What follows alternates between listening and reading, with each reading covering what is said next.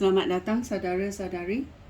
Kita bersambung belajar mengenai apa kuasa roh jahat ada dan apa roh jahat boleh buat. Roh jahat boleh memberi kuasa luar biasa atau ajaib kepada manusia. Oleh itu kita jangan pergi mencari bomoh atau ahli sihir atau tukang tilik, kerana ada kuasa gelap pada mereka. Dalam 2 Korintius babak 6 ayat 14, ia berkata, amaran tentang pengaruh orang bukan Kristian. Ini amaran supaya orang Kristian tahu. Janganlah cuba bekerjasama dengan orang yang tidak percaya kepada Kristus, kerana hal ini tidak sesuai. Kebaikan dan kejahatan tidak dapat bekerja sama. Cahaya dan kegelapan tidak dapat bersama-sama. Kristus tidak dapat bersetuju dengan iblis. Orang Kristian tidak mempunyai hal yang sama dengan orang bukan Kristian. Tempat kediaman Allah tidak ada hubungannya dengan tempat kediaman berhala. Kita ini tempat kediaman Allah yang hidup, iaitu jasad kita, tubuh badan kita adalah tempat kediaman Allah. Allah sendiri berfirman, aku akan tinggal bersama-sama mereka dan hidup antara mereka. Aku akan menjadi Allah mereka dan mereka akan menjadi umat aku. Oleh itu, tinggalkanlah orang yang tidak mengenal Allah dan asingkan diri daripada mereka. Janganlah berhubungan dengan sesuatu yang najis, maka aku akan menerima kamu. Aku akan menjadi bapa kamu dan kamu akan menjadi anak-anak aku, lelaki dan perempuan. Demikianlah firman Tuhan yang Maha Kuasa. Ini ada dalam ayat Tuhan dan Tuhan sudah berfirman.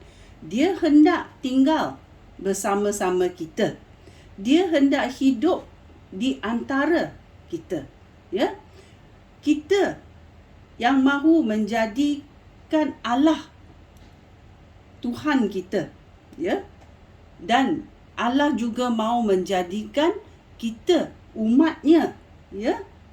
Oleh itu, Tuhan telah berfirman dan berkata, aku akan menjadi bapa kamu dan kamu akan menjadi anak-anak aku, lelaki dan perempuan. Demikianlah firman Tuhan yang Maha Kuasa. So kita tahu dunia ini ada lelaki dan perempuan, bukan yang bukan-bukan. Oleh itu kita mesti faham bahawa roh jahat juga ada kuasa luar biasa. Tetapi Tuhan memanggil kita jangan sentuh. Jangan sentuh benda-benda yang najis. Bomoh, ahli sihir, tukang tilik. Benda-benda yang gaib yang kita tidak faham. Kalau kita sentuh, ada akibatnya.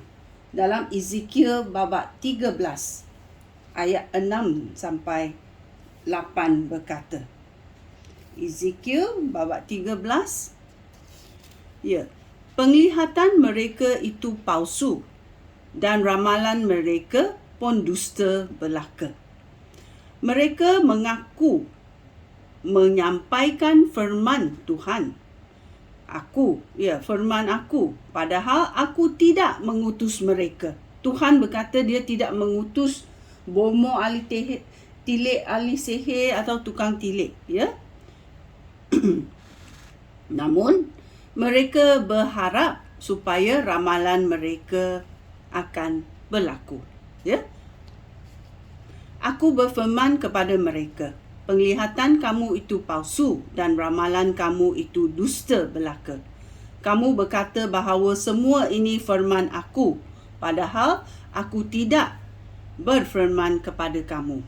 Oleh itu, Tuhan Raja berfirman kepada mereka, kerana kata-kata kamu itu dusta dan penglihatan kamu itu palsu, aku akan melawan kamu. Ya, 3 kali Tuhan berkata, ya, bahawa apa yang mereka lihat, apa ramalan mereka itu dusta berlaku. Ya, oleh itu Tuhan memanggil kita jangan sentuh. Ya, jangan sentuh benda-benda gaib. Ya, supaya kita faham apa yang datang daripada benda-benda yang gaib ini adalah dari kegelapan. Ya, dan Tuhan tidak suka. Ya, dan Tuhan berkata, aku akan melawan kamu yang berbuat demikian. Ya, oleh itu kita tahu, ya, bahawa ada roh jahat yang memberi kuasa gaib kepada manusia. Nombor 1 adalah kuasa luar biasa. Ya, sekian, terima kasih. Shalom.